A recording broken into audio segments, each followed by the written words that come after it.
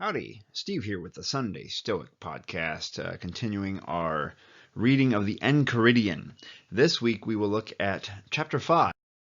Chapter 5 goes as follows. Men are disturbed, not by the things which happen, but by the opinions about the things. For example, death is nothing terrible, for if it were, it would have seemed so to Socrates.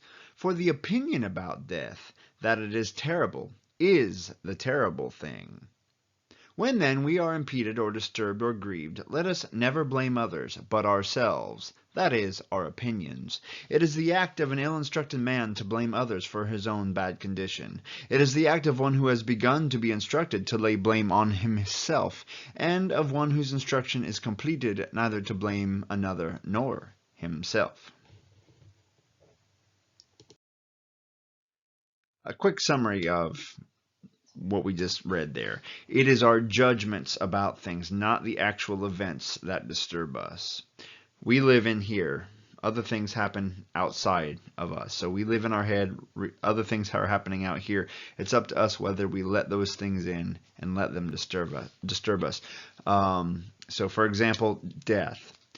Socrates is held up here as an authority, as a really good philosopher, and Socrates wasn't terribly troubled by dying, so why should we? You could think of Jesus or some other figure that follows suit in the same sense. And then, when uninstructed, we will tend to blame others for our own conditions. When partially instructed, we blame ourselves. When fully instructed, we will blame no one. Okay. How could we somehow take something from this? Well, first of all, we need to really be mindful, or use this power of assent that Epictetus talks about, and it requires constant vigilance, meaning we don't turn it off. Because when something happens and we get upset, once we're upset, we've let it in, and it's really hard to get back out again.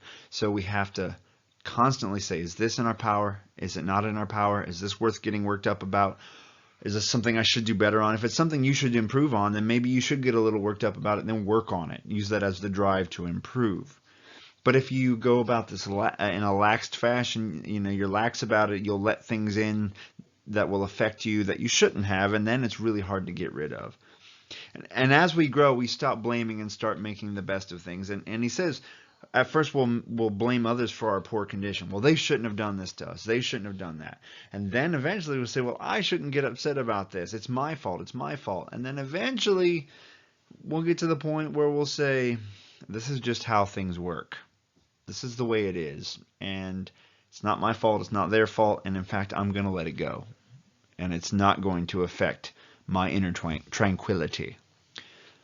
So those are my thoughts about this week's reading. Kind of a short one again, but I think it's a good one, and it's a very important one to reflect on, especially that idea that it's not things that disturb us, but our opinions about things that disturb us. And if we can take that to heart and really start applying it, that's going to require mindfulness in the moment, being in the moment and saying, and thinking about stimulus and response and getting in between those two things and saying, no, this is not something I'm going to get upset about.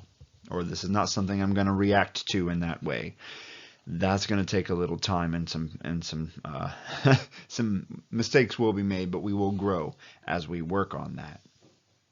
Okay, so this is number 5 of this series. If you like this series, please share it or like it and share it on YouTube here, because if I only get a few views and no one likes it, I might stop it here, because I do get something out of this, but I'm trying to do this to inform others. And if it's not really doing its job, let me know. Or if it is doing its job, like it, share it, and I will know that I should do 6 and keep going all the way to the end of the Enchiridion. All right, thanks all. Carpe diem.